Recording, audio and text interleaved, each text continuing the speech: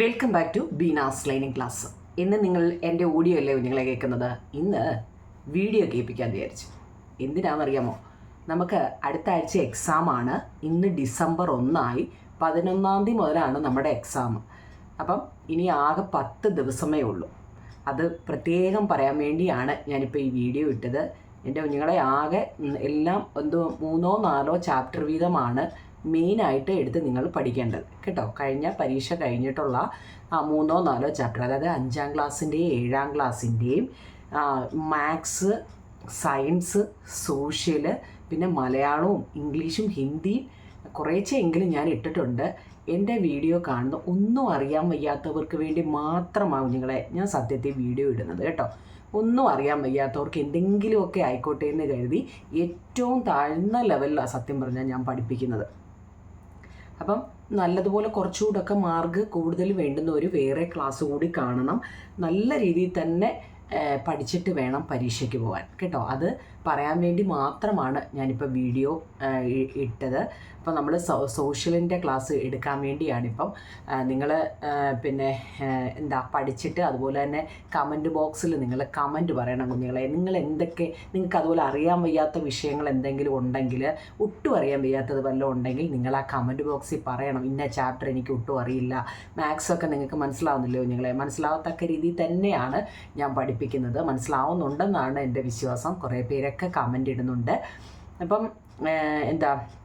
ഇത് പറയാൻ വേണ്ടി മാത്രമാണ് നിങ്ങളെ ഞാനിപ്പോൾ ഒരു വീഡിയോ ഇട്ടത്. ഇനി നമുക്ക് ഓഡിയോയിലൂടെ സോഷ്യൽ പഠിക്കാം. സോഷ്യൽ ഒരിക്കലും വീഡിയോയിലൂടെ പഠിക്കാൻ പറ്റത്തില്ല, കാരണം ഞാൻ നോട്ടെല്ലാം എഴുതി വെച്ചിട്ടുണ്ട്. നിങ്ങളതിരുന്ന് പഠിക്കുക എന്നുള്ളതാണ് നിങ്ങളുടെ ജോലി കേട്ടോ. വൃത്തിയായിട്ട് പഠിച്ചിട്ട് നിങ്ങൾ ആ കമൻറ്റ് പറയണേ നിങ്ങൾ കേട്ടോ. നിങ്ങളുടെ കമൻറ്റ് നോക്കിയാണ് ഞാൻ ഓരോ ചാപ്റ്ററും വീണ്ടും ഇടുന്നത് കേട്ടോ. ഓക്കെ ആണല്ലോ?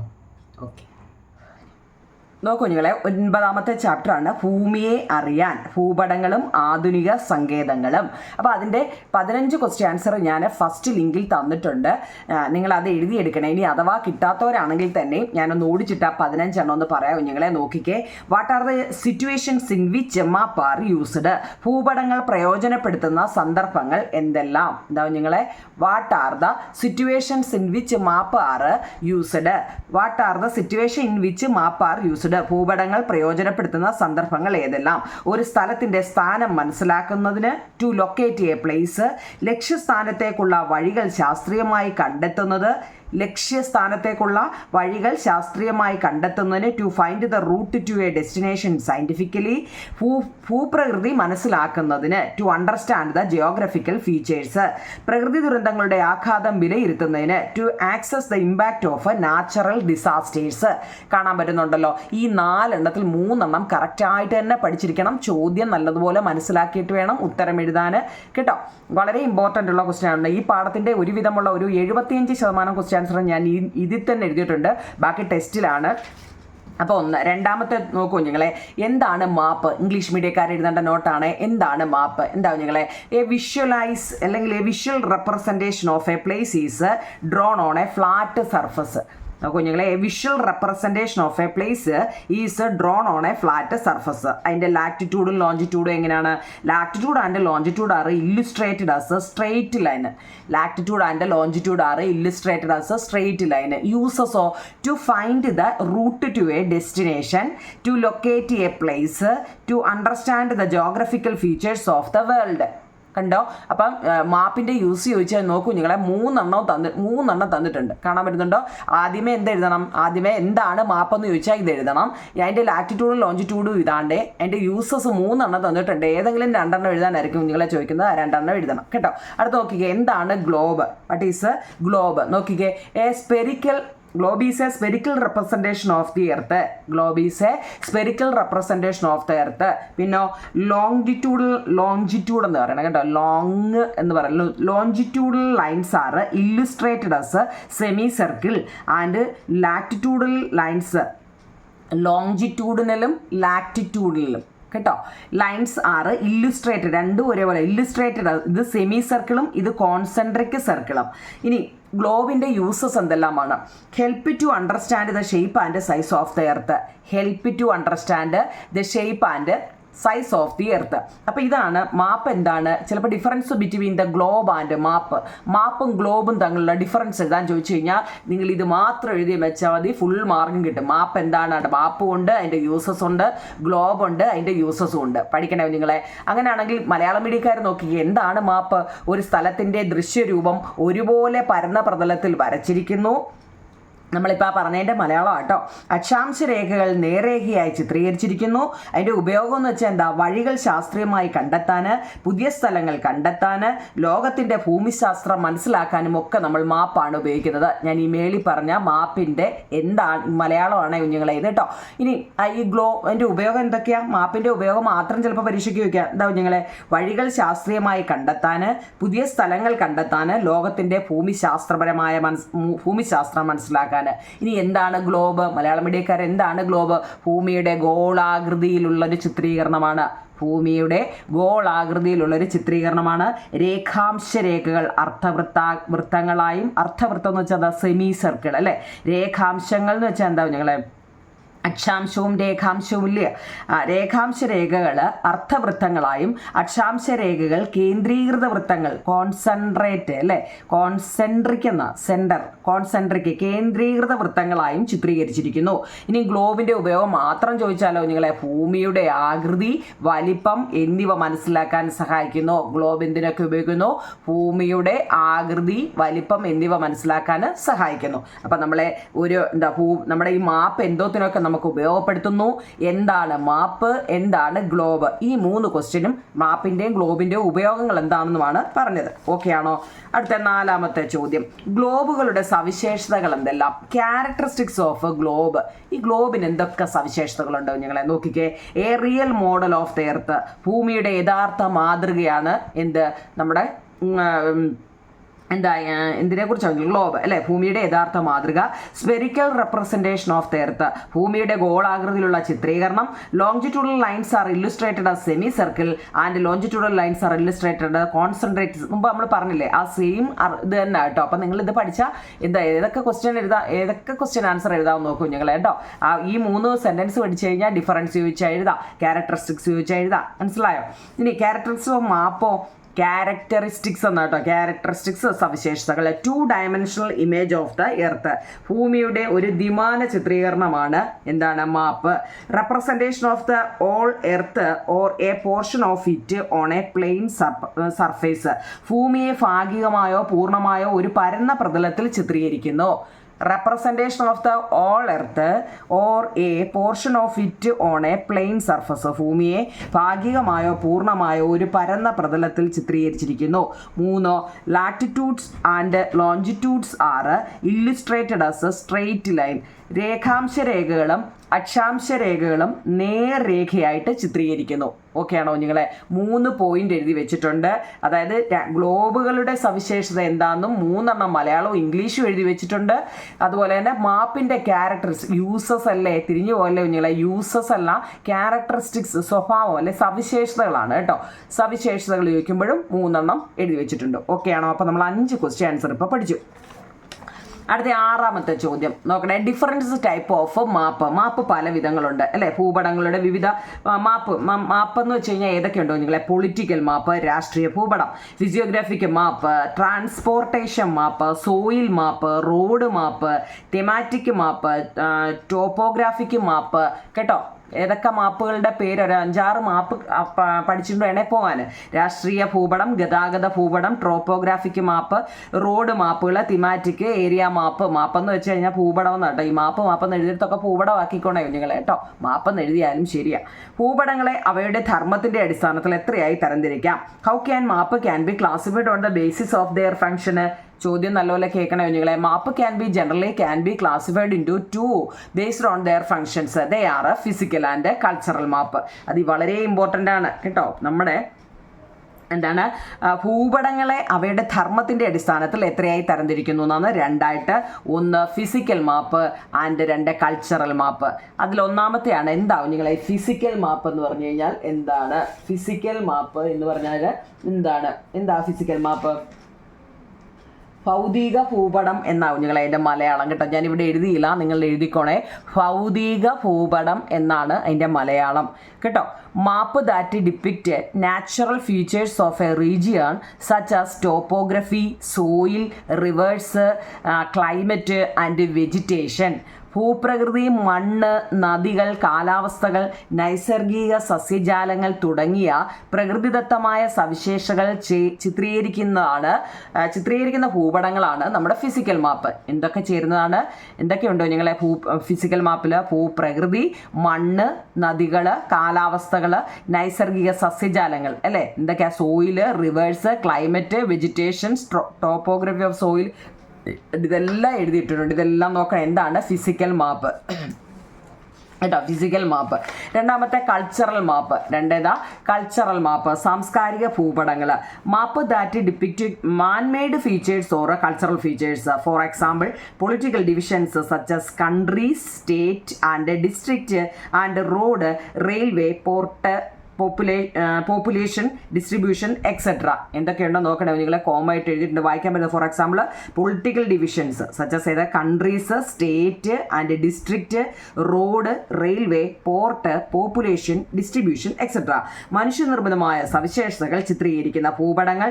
ഉദാഹരണത്തിന് എന്താണ് ഈ കൾച്ചറൽ മാപ്പ് എന്ന് ചോദിച്ചു കഴിഞ്ഞാൽ ഇത്രയേ ഉള്ളൂ. മനുഷ്യനിർമ്മിതമായ സവിശേഷതകൾ ചിത്രീകരിക്കുന്ന ഭൂപടങ്ങളാണ് നമ്മൾ തന്നെ ഉണ്ടാക്കുന്നത്. ഇപ്പോൾ റോഡ് അല്ലേ, പിന്നെ രാജ്യങ്ങൾ, സംസ്ഥാനങ്ങൾ, റെയിൽപാതകൾ, തുറമുഖങ്ങൾ, ജനസംഖ്യാ വിതരണം എന്നിവയെല്ലാം ഏതാണ്ട് കൾച്ചറൽ മാപ്പിൽ വരുന്ന. മറ്റേത് തിരിഞ്ഞു പോവല്ലേ, പൊളിറ്റിക്കലിനകത്തിൽ സോയില്, നമ്മുടെ ക്ലൈമറ്റും റിവേഴ്സും അങ്ങനെയൊക്കെ വരുന്നതാണ് പൊളിറ്റിക്കലിൽ വരുന്നത് കേട്ടോ. കൾച്ചറലാണെങ്കിൽ എന്തൊക്കെയാ? Road, railway, state. തിരിഞ്ഞു പോലെ നിങ്ങളെ ചിലപ്പോൾ അത് മാച്ച് ദ ഫോളോയിങ്ങിനൊക്കെ ചോദിക്കുന്നത് കേട്ടോ.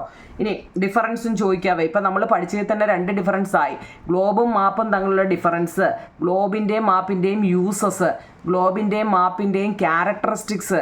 ഇപ്പോൾ പഠിച്ചു 2 മാപ്പ് ഡിഫറൻറ്റ്, രണ്ട് മാപ്പുകളാണ് പൊളിറ്റിക്കൽ മാപ്പും കൾച്ചറൽ മാപ്പും. അവ തമ്മിലുള്ള ഡിഫറൻസ്.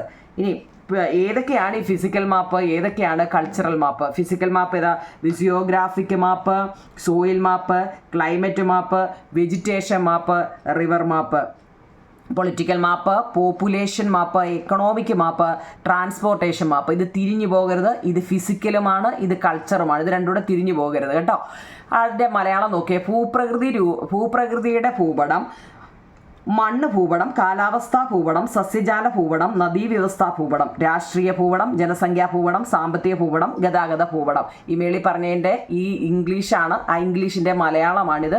ഇത് ഇംഗ്ലീഷിൻ്റെ മലയാളം. ഏതെങ്കിലും സംശയം ഉണ്ടെങ്കിൽ അതിൽ തന്നെ നോക്കിയാൽ മതി, നിങ്ങളെ കാണാൻ പറ്റും കേട്ടല്ലോ. 8 ക്വസ്റ്റ്യൻസ് ഓക്കെ ആണല്ലോ. 9ാമത്തെ ചോദ്യം നോക്കിക്കേ. We use different map for representing different geographical features. Why? വ്യത്യസ്ത ഭൗമോപരിതല സവിശേഷതകൾ ചിത്രീകരിക്കാൻ പ്രത്യേകം ഭൂപടങ്ങൾ ഉപയോഗിക്കുന്നു. കാരണം എന്ത്? ഒരേ ഭൂപടത്തിൽ ആയിരിക്കുമ്പോൾ വിവരങ്ങൾ കൂടിക്കലർന്ന് ആശയക്കുഴപ്പങ്ങൾ സൃഷ്ടിക്കുകയും വിവരശേഖരണം കൂടുതൽ സങ്കീർണമാവുകയും ചെയ്യുന്നു. അതുകൊണ്ടാണ് പ്രധാന ഭൗമോപരിതല സവിശേഷതകൾ ഓരോന്നും പ്രത്യേക ഭൂപടങ്ങളായി ചിത്രീകരിക്കുന്നത്. കാണാൻ പറ്റുന്നുണ്ടോ നിങ്ങളെ? വായിക്കാൻ അറിയണേ. ഒരേ ഭൂപടത്തിലായിരിക്കുമ്പോൾ, എല്ലാം കൂടെ ഒരെണ്ണത്തിലാകുമ്പോൾ നമുക്കത് ഏതൊക്കെയാണ് എങ്ങനെയാണെന്ന് കണ്ടുപിടിക്കാൻ ബുദ്ധിമുട്ടാണ്. അത്രയേ ഉള്ളൂ. അത് എഴുതുന്നത് എങ്ങനെയാ? ഒരേ ഭൂപടത്തിലായിരിക്കുമ്പോൾ വിവരങ്ങൾ കൂടിക്കലർന്ന് ആശയക്കുഴപ്പങ്ങൾ സൃഷ്ടിക്കുകയും വിവരശേഖരണം കൂടുതൽ സങ്കീർണമാവുകയും ചെയ്യുന്നു.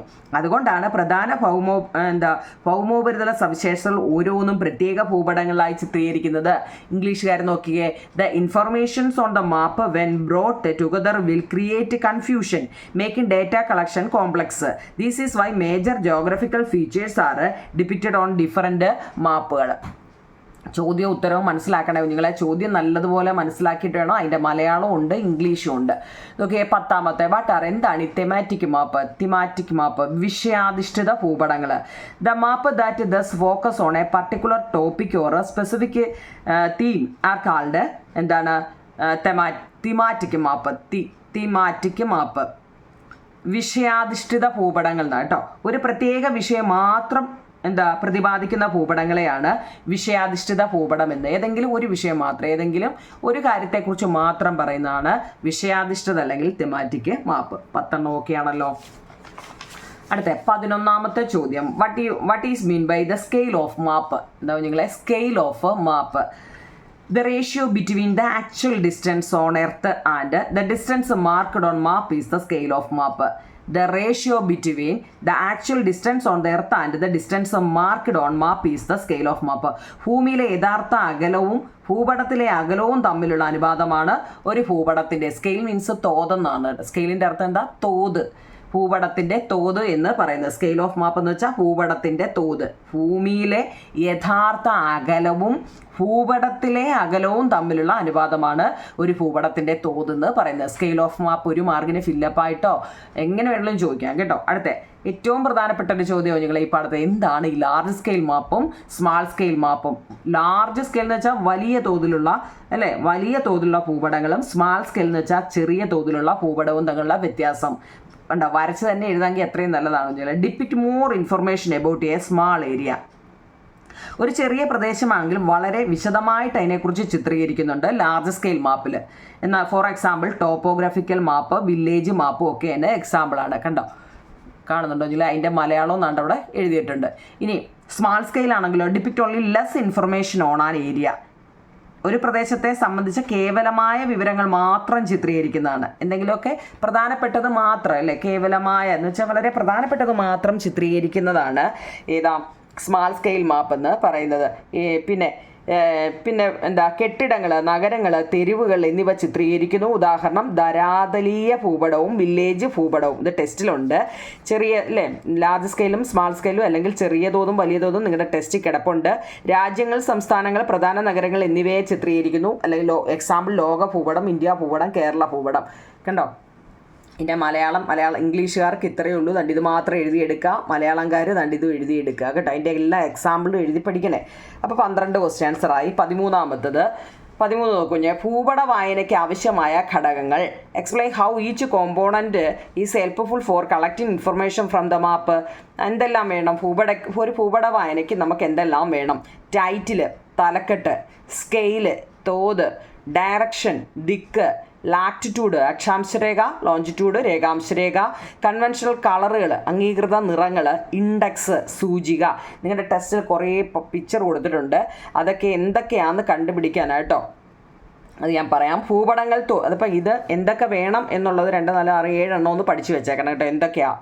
പിന്നെ ഭൂപടങ്ങളിൽ തോത് രേഖപ്പെടുത്താൻ സ്വീകരിച്ചിട്ടുള്ള 3 രീതി ഏതെല്ലാമാണ്?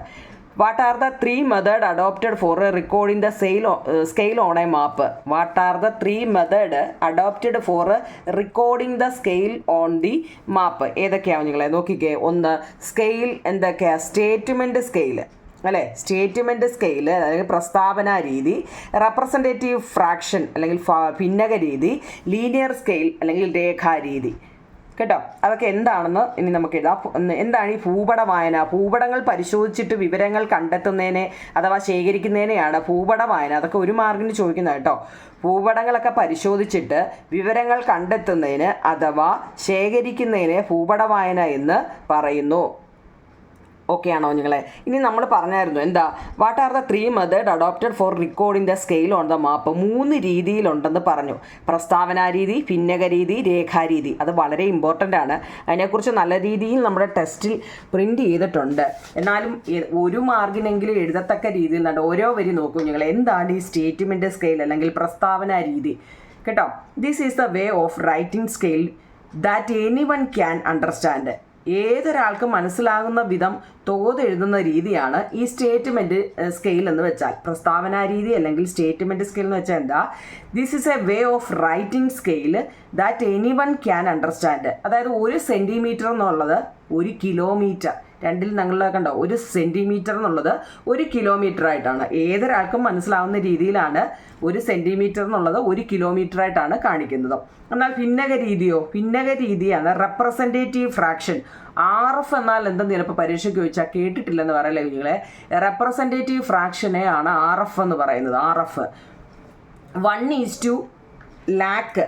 ഈ 2 കുത്തിടുന്നതിന് ഈസ്റ്റു എന്നാണ് കേട്ടോ. ഈസ്റ്റു 1:1 ലാക്കാണ്. അതായത് 5 0 കിടപ്പാണ്. 5 0 ലാക്ക്, ലക്ഷത്തിനാണ് 1 ലക്ഷം. 1:1,00,000 എന്ന രീതിയിൽ തോതുകൾ രേഖപ്പെടുത്തുന്നു. പരീക്ഷയ്ക്ക് ചിലപ്പോൾ അത് ചോദിക്കാം. ഇത് ഇതിനകത്തിൽ വരുന്ന ഏത് രീതിയിൽ വരുന്നതാണ് കുഞ്ഞുങ്ങളെ? ഭിന്നക രീതിയിൽ വരുന്ന കേട്ടോ. റെപ്രസെൻറ്റേറ്റീവ് ഫ്രാക്ഷനിലാണ് വരുന്നത്. Here distance on the map and distance on the ground R recorded in the same unit കേട്ടോ. എന്താണ്? Distance on the map and distance on the ground R recorded in the same unit. അതായത് നമ്മുടെ ടെസ്റ്റിൽ അത് തന്നിട്ടുണ്ട്. അത് നോക്കണേ കുഞ്ഞുങ്ങളെ, അത് ഞാൻ ടെസ്റ്റ് കാണിച്ച് പാണ്ട് പൂവട ഇന്നലെ ഇതൊക്കെ നമ്മൾ നല്ല രീതിയിൽ പറഞ്ഞതാണ്. ആദ്യമായിട്ട് ഇത് കാണുന്നവർക്ക് ചിലപ്പോൾ ചില ഡൗട്ടുകൾ വരും. ഇന്നലെ അതിനെക്കുറിച്ചെല്ലാം പറഞ്ഞതാവും നിങ്ങൾ കേട്ടോ. അപ്പോൾ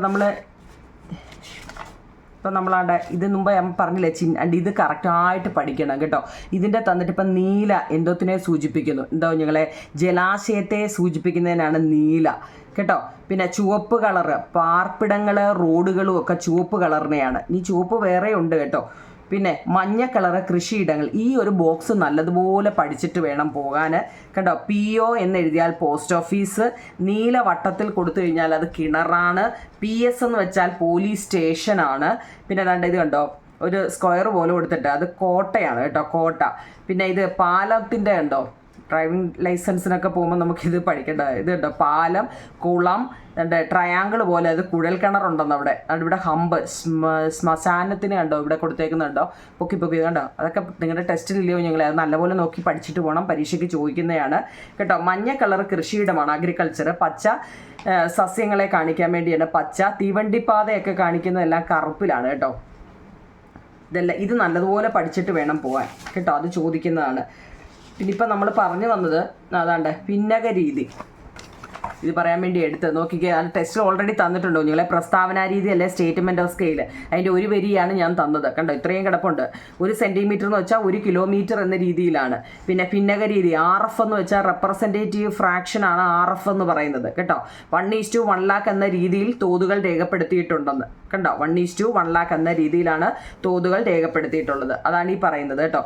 അടുത്ത രേഖാരീതി എന്ന് പറഞ്ഞാൽ എന്താണ്? അതാണ്ട് ഈ ഒരു പടം കണ്ടോ. ഇത് ഞാൻ പടം വരച്ചില്ലെന്നേ ഉള്ളൂ, കാരണം ടെസ്റ്റിൽ അടിച്ചിട്ടുണ്ട്. ലീനിയർ സ്കെയിൽ എന്താണ്? ലീനിയർ സ്കെയിൽ രേഖീയ രീതിയാണ്. ഇതെന്ന് വെച്ചാൽ കണ്ടോ, ഒരേ ഇതിലായിരിക്കും ഇത് പോകുന്നത്, ഒരേ ലീനിയർ ഇക്വേഷനൊക്കെ ലീനിയർ പെയർ പഠിച്ചിട്ടുണ്ടോ നിങ്ങൾ? അതുപോട്ടെ രേഖീയ രീതി കണ്ടോ. ഈ ഒരു പിക്ചറാണ് കേട്ടോ. അതുകൊണ്ടാണ് ഞാനിത് ഇവിടെ കാണിക്കാഞ്ഞത്. അടുത്ത RF എന്ന് വെച്ചാൽ 1:2,00,000 എന്ന ഭിന്നക രീതിയിലുള്ള തോത് കൊണ്ട് ഇവിടെ എന്താണ് അർത്ഥമാക്കുന്നത്? അങ്ങനെ ഒരു ചോദ്യം ചോദിക്കാം നിങ്ങളെ. 1:2,00,000 എന്ന ഭിന്നക രീതിയിലുള്ള തോത് കൊണ്ട് എന്താണ് ഇവിടെ അർത്ഥമാക്കുന്നത്? What you mean by representative fraction RF? എന്താണ്? ഭൂപടത്തിലെ ഒരു യൂണിറ്റ് ദൂരം ഭൂതലത്തിലെ 2,00,000 യൂണിറ്റിനെ പ്രതിനിധീകരിക്കുന്നു. ഭൂപടത്തിലെ ഒരു യൂണിറ്റ് ദൂരം ഭൂതലത്തിലെ 2,00,000 യൂണിറ്റിനെ പ്രതിനിധീകരിക്കുന്നു. ഭൂപടത്തിലെ യൂണിറ്റ് യൂണിറ്റ് സെൻറ്റിമീറ്റർ ആണെങ്കിൽ ഭൂതലത്തിലെ ദൂരം 2,00,000 ദൂരം അഥവാ 2 കിലോമീറ്റർ ആയിരിക്കും കേട്ടോ. അതായത് 1 unit of distance on the map represent 2,00,000 unit on the ground.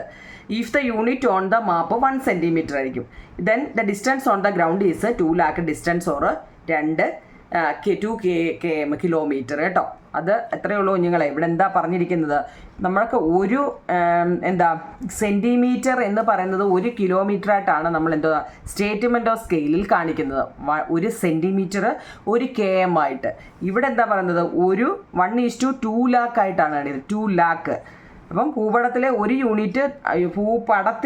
Unit ഭൂതലത്തിലെ 2,00,000 യൂണിറ്റിനെ പ്രതിനിധീകരിക്കുന്നു എന്നാണ് പറയുന്നത് കേട്ടോ.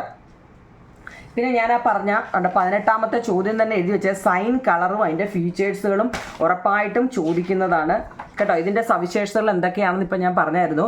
പച്ച സസ്യങ്ങളെ കാണിക്കുന്നു, മഞ്ഞ കൃഷിയിടങ്ങളെ കാണിക്കുന്നു, ചുവപ്പ് പാർപ്പിടങ്ങളെ കാണിക്കുന്നു, കറുപ്പ് രേഖാംശ രേഖകൾ അല്ലെ ടെലഫോൺ ലൈനിനെ കാണിക്കുന്നു, നീല ജലാശയങ്ങളെ കാണിക്കുന്നു, തവിട്ട് പാറക്കൂട്ടങ്ങൾ, മണൽക്കൂനകൾ, കുന്നുകളെയൊക്കെ കാണിക്കുന്നു, നേരായതാണ്ട ഒരു വഴി ടാർട്ട് റോഡിനെ കാണിക്കുന്നു, റെയിൽവേ ട്രാക്ക് അല്ലേ തീവണ്ടിപ്പാതയെ കാണിക്കുന്നു, അരുവികളെ കാണിക്കുന്നുണ്ടോ നീല അരുവി, പിന്നെ നദികൾ, ഇതെല്ലാം ഇവിടെ കൊടുത്തിട്ടുണ്ട്. ഇനിയിപ്പം ഞാൻ വായിക്കണ്ടല്ലോ. POയും PS ഒക്കെ ഒന്ന് അറിഞ്ഞിരിക്കണേ നിങ്ങളുടെ. കുഴൽ കിണർ, ശ്മശാനം, ഇതൊക്കെ ഒന്ന് അറിഞ്ഞിരിക്കണേ.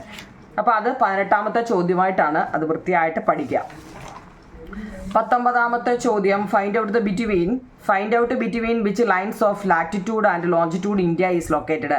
ഇന്ത്യയുടെ സ്ഥാനം ഏതൊക്കെ അക്ഷാംശ രേഖകൾക്കിടയിലാണ് എന്ന് കണ്ടുപിടിക്കുക. ഇന്ത്യയുടെ സ്ഥാനം ഏതൊക്കെ അക്ഷാംശ രേഖകൾക്കിടയിലാണെന്ന് കാണുക. രേഖാംശ സ്ഥാനം പൂർവ്വരേഖാംശം 68 ഡിഗ്രി. കണ്ടോ, 68 ഇവിടെ ടെസ്റ്റിൽ അത് പറയുന്നുണ്ട്.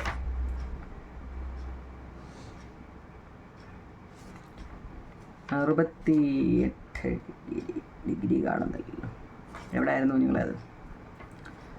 അത് പോട്ടെ. 68 ഡിഗ്രി 7 7നും 97 ഡിഗ്രി 25നും ഇടയിൽ. അക്ഷാംശ സ്ഥാനമോ ഉത്തര അക്ഷാംശം 8 ഡിഗ്രി 4നും 37 ഡിഗ്രി 6നും ഇടയിലാണ് കേട്ടോ. ടെസ്റ്റിലുണ്ട്.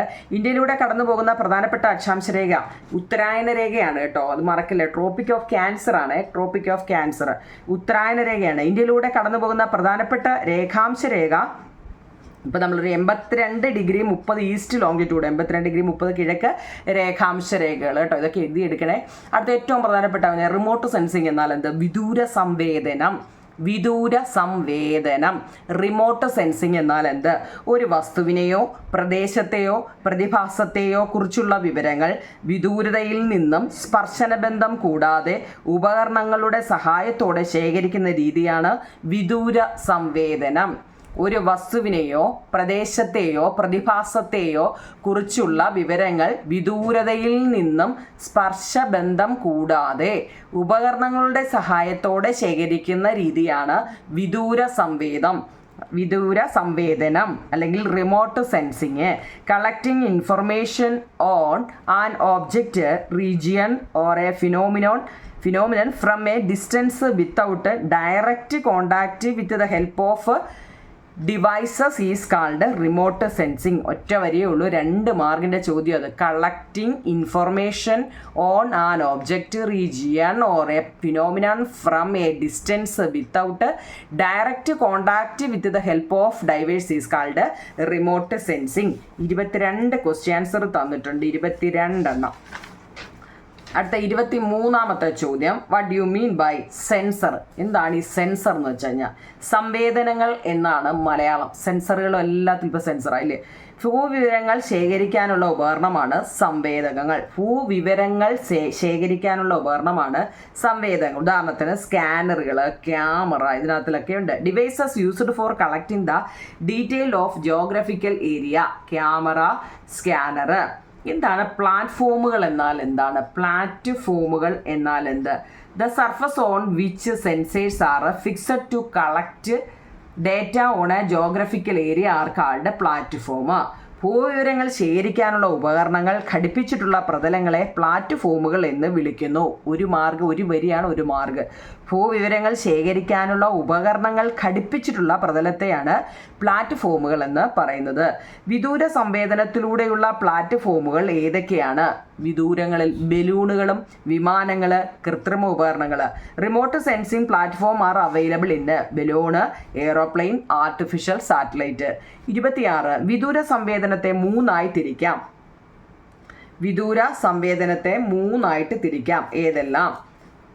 ഏതൊക്കെയാണ് നിങ്ങളെ വിദൂര സംവേദനത്തെ 3ആയിട്ട് തിരിക്കുന്നത്? ഏതാണ്ട് ടെസ്റ്റിനകത്തിൽ തന്നിട്ടുണ്ട്, അതുകൊണ്ട് ഞാൻ എഴുതിയില്ല. കാരണം പടം വരച്ച് തന്നെ അവർ നല്ല രീതിയിൽ കൊടുത്തിട്ടുണ്ട്. കണ്ടോ, വിദൂര സംവേദനത്തെ 3ആയിട്ട് തിരിച്ചിട്ടുണ്ട്. ഒന്നാമത്തത് ടെറസ്ട്രിയൽ റിമോട്ട് സെൻസിങ്. കണ്ടോ, terrestrial remote sensing, aerial remote sensing and satellite remote sensing. ഇത് വളരെ ഇമ്പോർട്ടൻ്റ് ആണ്. ഇത് ഈ ചാപ്റ്ററിൽ ഏറ്റവും പ്രധാനപ്പെട്ട 3 ക്വസ്റ്റ്യൻ ആണിത്. ഭൂതല വിദൂര സംവേദനം അല്ലെങ്കിൽ ടെറസ്ട്രിയൽ റിമോട്ട് സെൻസിങ് എന്ന് വെച്ചാൽ ഭൂതലത്തിൽ നിന്ന് ഭൗമോപരിതലത്തിലെ സവിശേഷതകൾ ക്യാമറകൾ ഉപയോഗിച്ച് പകർത്തുന്ന രീതിയാണ് ഭൂതല വിദൂര സംവേദനം. കണ്ടോ നിങ്ങളെ, ഇവിടെ നിന്നുകൊണ്ട് ഫോട്ടോ എടുക്കുന്നുണ്ടോ? ഭൂതലത്തിൽ നിന്ന് ഉപരിതലത്തിലെ സവിശേഷതകൾ ക്യാമറ ഉപയോഗിച്ച്, നമ്മളിവിടുന്ന് ഫോട്ടോ എടുക്കുകയുള്ളൂ, ക്യാമറ ഉപയോഗിച്ച് പരത്തുന്ന രീതിയാണ് എന്ത്? ഭൂതല വിദൂര സംവേദനം അല്ലെങ്കിൽ ടെറസ്ട്രിയൽ റിമോട്ട് സെൻസിങ്. എന്നാൽ മറ്റേതോ ആകാശീയ വിദൂര സംവേദനം, ഏരിയൽ റിമോട്ട് സെൻസിങ്. ആകാശീയ വിദൂര സംവേദനം എന്ന് വെച്ചാൽ വിമാനത്തിൽ ഉറപ്പിച്ചിട്ടുള്ള ക്യാമറകൾ ക്യാമറയുടെ സഹായത്തോടെ ആകാശത്ത് നിന്നും നമ്മുടെ ഭൂമിയിലെ ഭൗമോപരിതല സവിശേഷത ചിത്രീകരിക്കുന്നതിനെയാണ് ഏരിയൽ അല്ലെങ്കിൽ ആകാശീയ വിദൂര സംവേദനം. പടം കാണുമ്പോൾ തന്നെ അറിയാം, ഭൂമിയിൽ നിന്നുകൊണ്ട് തന്നെ വീഡിയോ എടുക്കുന്നതാണ്. അത് തിരിഞ്ഞു പോകലെ ടെറസ്ട്രിയൽ അല്ലെങ്കിൽ ഭൂതല വിദൂരം. എന്നാലോ വിമാനത്തിൽ കൂടി വിമാനത്തെ പോയിട്ട് മുകളിൽ നിന്നിട്ട് താപ്പോട്ട് മുകളിൽ നിന്ന് താപ്പോട്ട് എടുക്കുന്നതാണ് ആകാശീയ വിദൂര സംവേദനം അല്ലെങ്കിൽ ഏരിയൽ. എന്നാലോ സാറ്റലൈറ്റ് ആണെങ്കിലോ ഉപഗ്രഹ വിദൂര സംവേദനം. സാറ്റലൈറ്റ് ആണെങ്കിൽ ഇങ്ങനെ കൃത്രിമ ഉപഗ്രഹങ്ങൾ ഘടിപ്പിച്ചിട്ടുള്ള സംവേദനങ്ങൾ വഴി ഭൂവിവരങ്ങൾ ശേഖരിക്കുന്ന പ്രക്രിയയാണ് ഉപഗ്രഹ വിദൂര സംവേദനം. ഇത് 3 വളരെ ഇമ്പോർട്ടൻ്റ് ആണ്. പടം കാണുമ്പോൾ തന്നെ നമുക്കത് മനസ്സിലാവും എന്തൊക്കെയാണെന്ന്. പിന്നെ പേര് തിരിഞ്ഞു പോകാതിരുന്നാൽ മതി കേട്ടോ. ഇത് 3 പഠിക്കണേ. അതിൻ്റെ നമ്പർ ഇട്ടിട്ട് 26.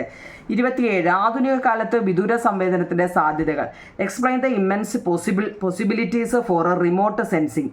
1 കാലാവസ്ഥാ പഠനത്തിന്, ഫോർ ക്ലൈമറ്റ് സ്റ്റഡീസ്. അത് നമ്മുടെ ടെസ്റ്റിൽ തന്നിട്ടുണ്ട് അല്ലേ. പിന്നെ 2 കാർഷിക മേഖലയിലെ പഠനത്തിന്. കാണാൻ പറ്റുന്നുണ്ടോ നിങ്ങളെ? കാർഷിക മേഖലയിലെ പഠനത്തിന്, for study in agriculture sector. 3 പ്രകൃതി വിഭവങ്ങളുടെ ലഭ്യത മനസ്സിലാക്കുന്നതിന്, to understand the availability of natural resources. 4 വരൾച്ച, വെള്ളപ്പൊക്കം തുടങ്ങി പ്രകൃതിക്ഷോഭങ്ങൾ ഉണ്ടായ പ്രദേശങ്ങളെക്കുറിച്ച് വിവരശേഖരണം നടത്തുന്നതിന്, to collect information about area affect by natural calamities like drought, flood, ഇങ്ങനെയൊക്കെ എന്തെങ്കിലും സംഭവിച്ചു കഴിഞ്ഞാൽ അവിടുത്തെ കാര്യങ്ങളൊക്കെ അറിയാൻ വേണ്ടി. പിന്നെ 4 കാർട്ടോഗ്രാഫി ആൻഡ് ടോപ്പോഗ്രാഫിക് സർവേ. ഭൂപട നിർമ്മാണവും ടോപ്പോഗ്രാഫിക് സർവേകൾക്കും ഒക്കെ ഇത് ഉപയോഗിക്കുന്നുണ്ട്. അപ്പം 5 നല്ലതുപോലെ അറിയണം. ചോദ്യം തിരിഞ്ഞു പോകരുത് ഒന്നിൻ്റെയും. എക്സ്പ്ലെയിൻ ദ, അതായത് ആധുനിക കാലത്ത് വിദൂര സംവേദനത്തിൻ്റെ സാധ്യതകൾ എന്തെല്ലാം. ഒരു 5 മലയാളവും ഇംഗ്ലീഷും തന്നിട്ടുണ്ട്. ഇനി ജിസ് എന്താണ്? JIS geographic information system. ഭൂവിവര വ്യവസ്ഥ എന്നാൽ എന്ത്? 3 മാർക്കിൻ്റെ ഒരു ചോദ്യമായിട്ട് എടുക്കാതെ ഭൂവിവര വ്യവസ്ഥ ജിസ്. ഭൂവിവരങ്ങൾ വിശകലനം ചെയ്ത് ഭൂപടങ്ങൾ, ഗ്രാഫുകൾ, പട്ടികകൾ തുടങ്ങി നിർമ്മിക്കുന്നതിനായി സോഫ്റ്റ്വെയർ അധിഷ്ഠിത കമ്പ്യൂട്ടർ സാങ്കേതികവിദ്യ പ്രയോജനപ്പെടുത്തുന്നു. ഈ സാങ്കേതികവിദ്യയാണ് ഭൂവിവര വ്യവസ്ഥ. JIS അല്ലേ, ജോഗ്രഫിക് ഇൻഫർമേഷൻ സിസ്റ്റം, ഭൂവിവര വ്യവസ്ഥ. ഭൂവിവരങ്ങൾ വിശകലനം ചെയ്ത് ഭൂപടങ്ങൾ, ഗ്രാഫുകൾ, പട്ടികകൾ തുടങ്ങിയ നിർമ്മിക്കുന്നതിനായി സോഫ്റ്റ്വെയർ അധിഷ്ഠിത കമ്പ്യൂട്ടർ സാങ്കേതികവിദ്യ പ്രയോജനപ്പെടുത്തുന്നു. ഈ സാങ്കേതികവിദ്യയാണ് ഭൂവിവര വ്യവസ്ഥ. 28 ക്വസ്റ്റ്യൻ ആൻസർ ആയിട്ടുണ്ട്. അതിൻ്റെ ഇംഗ്ലീഷ് എന്താവും നിങ്ങളെ? JIS. A software-based computer technology is used to make the map, graph and tables after analyzing geographical information. This technology is known as Geographical Information System. അതിൻ്റെ ഫുൾ ഫോം അറിഞ്ഞിരിക്കണേ, Geographical Information System. അടുത്ത JIS ടെക്നോളജിയുടെ ബെനിഫിറ്റുകൾ എന്തെല്ലാമാണ്? അത് നമ്മുടെ ടെസ്റ്റിൽ already തന്നിട്ടുണ്ട്. ഒരു സൂര്യൻ്റെ കൂട്ട് വരച്ചിട്ട് എഴുതാനാണ്. എന്തെല്ലാം JIS ടെക്നോളജിയുടെ ബെനിഫിറ്റുകൾ എന്തെല്ലാമാണ്? Industry, trade, education, communication, agriculture, planning, transport, weathering, irrigation, cartography, forest management, etcetera അങ്ങനെ പോവാണ്. നിങ്ങൾക്ക് ഏതെങ്കിലും ഒരു 10 പേര് പഠിച്ചു വെച്ചിരിക്കണം കേട്ടോ. GIS സാങ്കേതികവിദ്യയുടെ പ്രയോജനങ്ങൾ, ബെനിഫിറ്റുകൾ എന്തെല്ലാം? വ്യവസായം, വാണിജ്യം, വിദ്യാഭ്യാസം, വാർത്താവിനിമയം, കൃഷി, ആസൂത്രണം, ജലസേചനം, ഗതാഗതം, ടൂറിസം, വനപരിപാലനം, കാലാവസ്ഥാ പഠനം എന്നിവയ്ക്കെല്ലാം നമ്മുടെ JIS പ്രയോജനങ്ങളുണ്ട്. അടുത്ത GPS എന്തിനാണ്? GPS ഗ്ലോബൽ പൊസിഷനിങ് സിസ്റ്റമാണ് GPS.